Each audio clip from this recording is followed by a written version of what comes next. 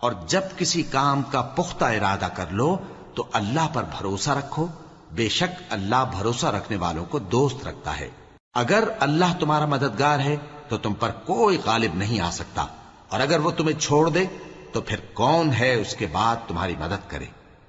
اور مومنوں کو تو چاہیے کہ اللہ ہی پر بھروسہ رکھیں، اور کبھی نہیں ہو سکتا کہ کوئی پیغمبر خیانت کرے،